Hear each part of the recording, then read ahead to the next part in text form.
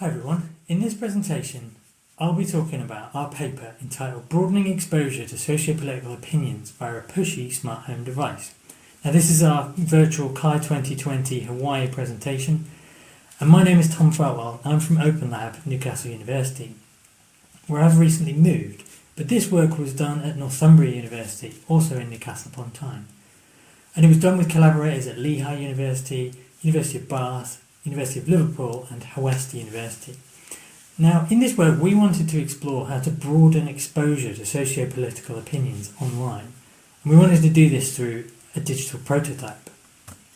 But first off, when we share opinions online, there are a number of phenomena that actually influence the forms that this takes, and we can broadly break this down into individual level and structural level.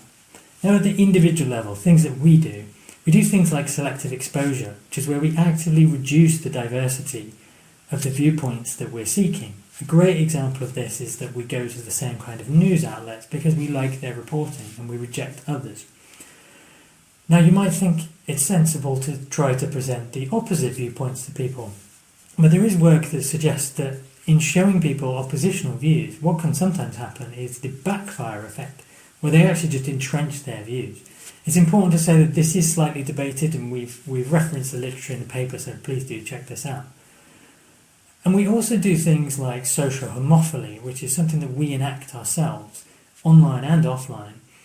And this is where we gravitate towards people who are like-minded, because they are similar to us, they maybe have some similar cultural or societal heritage or norms, and they don't challenge us.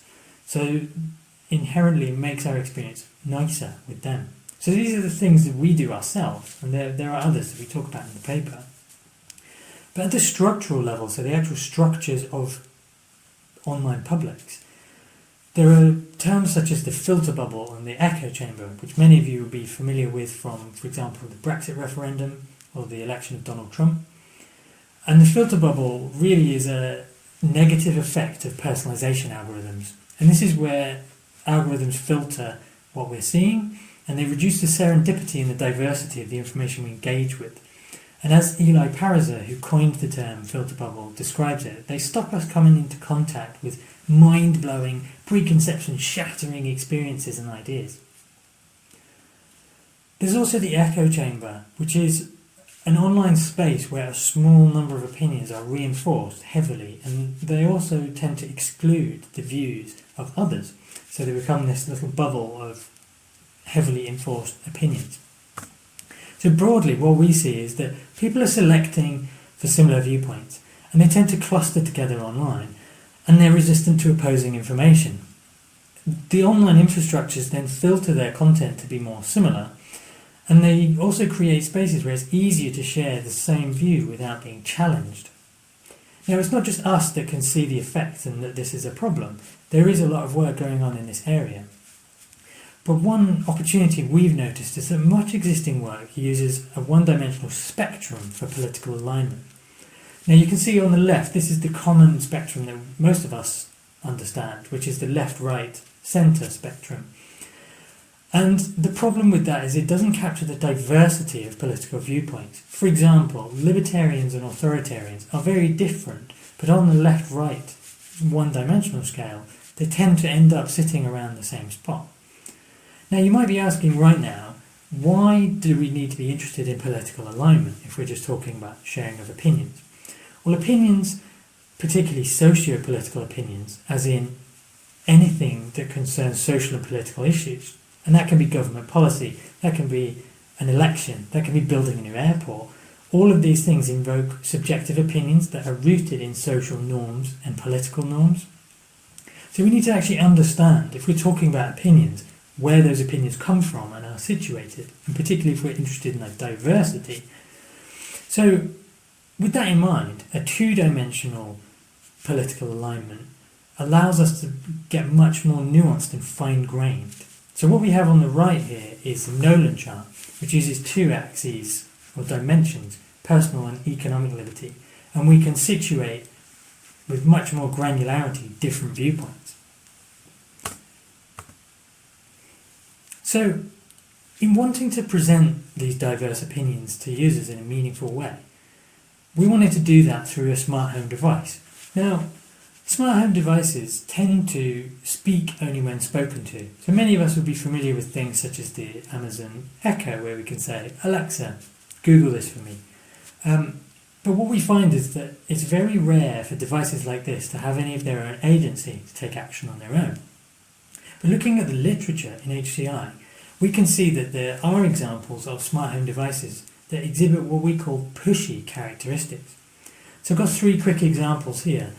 In the top right we have the NAGBAS tag, which is an energy conservation device, and it would use increasingly harsh negative reinforcement to get you to adhere to saving energy. We have below it on the right the Energy Babble, which is a talk radio-like stream of content drawn from government sources, Twitter, researcher questions, participant questions, that's kind of piped out into the home and you can interact with that content. Then there's the social printers, bottom left, which are designed for prompting TV viewers with context-relevant questions around politics. So we set out then to design our own pushy smart home device, which we called Speaker. Now you can see Speaker here on the right, and it's designed to inject socio-political opinions into the home.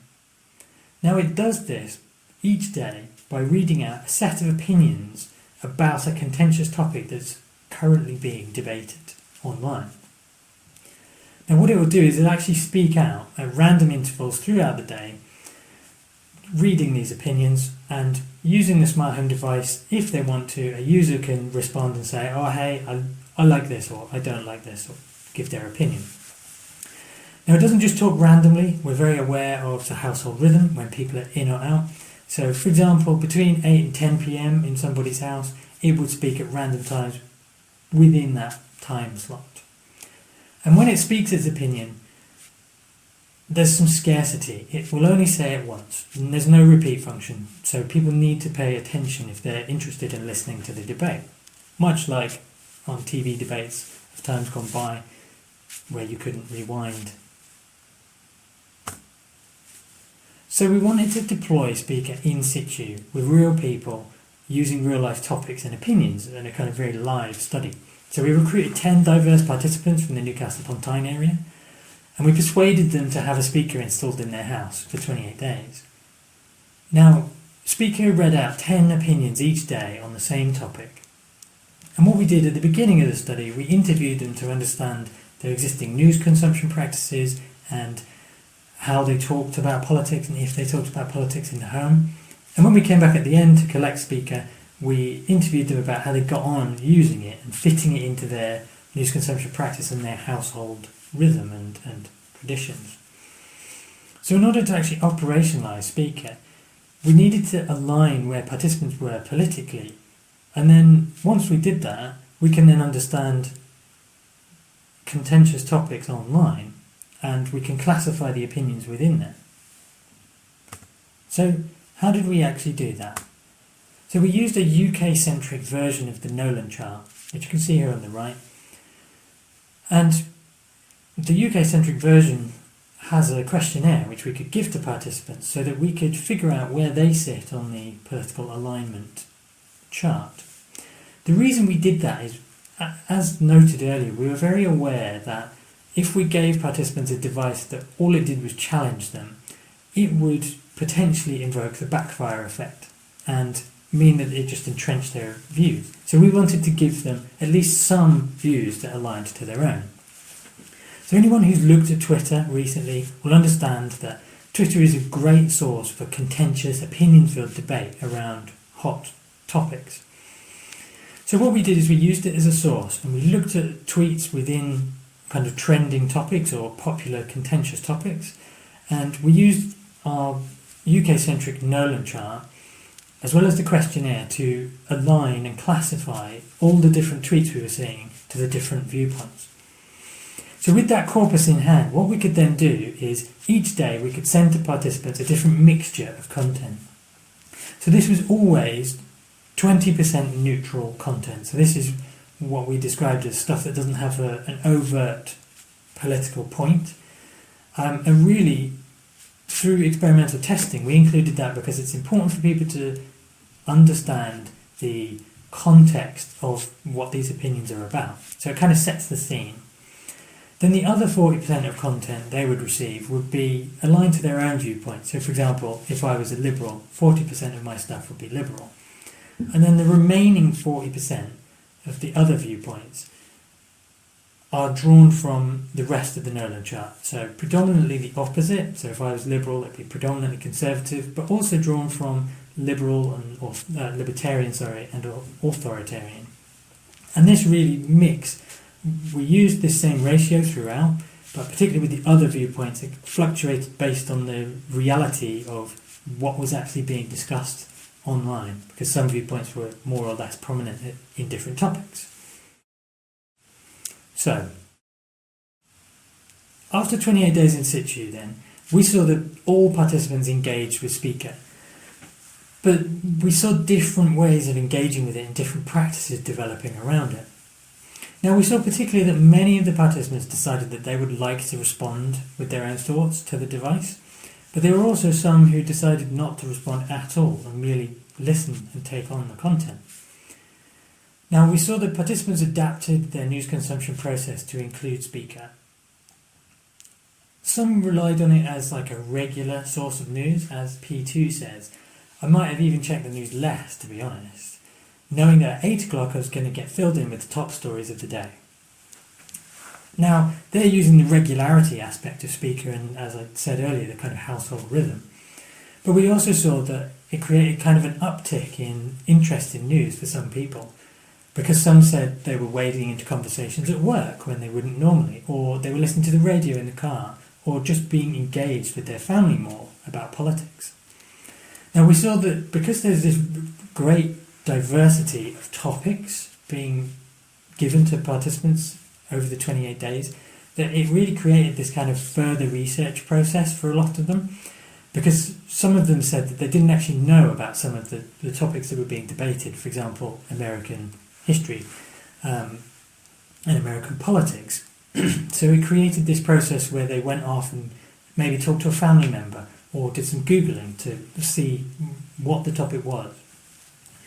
And we also saw that some people kind of adapted and changed their mind based on the opinions they were hearing. So as P10 says, it was quite refreshing because there was one day I found I was in agreement with it. And then they said something and I thought, yeah, you're right. And it made me give comments the other way on it. Now what we're seeing here is kind of echoing what Wood et al. Have talked about, which is where people use diverse opinions to learn about their own position and opinion, listen, take it on board and understand what it all means. Now of course Speaker was an object within the house, so it became a communal object, and it became an object that drew people in, because people who were moving through the house, who weren't necessarily involved in the study, would hear it and get involved, and they would offer their own opinion, or they might guide the participant on maybe what they should say. And we also saw that it was quite provocative at times, because it would challenge what the conventions of discussion were in the house. As P4 says, we kind of have the same opinions, and we'll tend to not talk about politics and religion and stuff like that. And what we saw is that in this way, Speaker became a way to challenge the selective exposure and these related phenomena that, as P4 is talking about, they purposefully kind of shield themselves and don't expose themselves to that stuff. Now, also, because it's a speech device, it commands attention. So it's speaking randomly and it doesn't have a repeat functionality. So we saw people running into the room or grabbing their attention. As P7 says, when it's actually speaking to you, then it gets your attention more. So in summary, Speaker is a novel means of combating selective exposure because we're providing participants with an identifiably diverse set of viewpoints, which we're getting by using a two-dimensional Nolan chart. Speaker acted as a conversational prompt in the home, and it was good at initiating discussion, pulling people in and getting them involved when they wouldn't have previously. And it demonstrates how pushy smart home devices can be used as a catalyst for provocation by altering and pluralising political discussions within households. So I'd like to thank you for listening. I'd like to thank my participants, my collaborators. Our contact details are there, and you can find all the references in the paper. Thank you very much.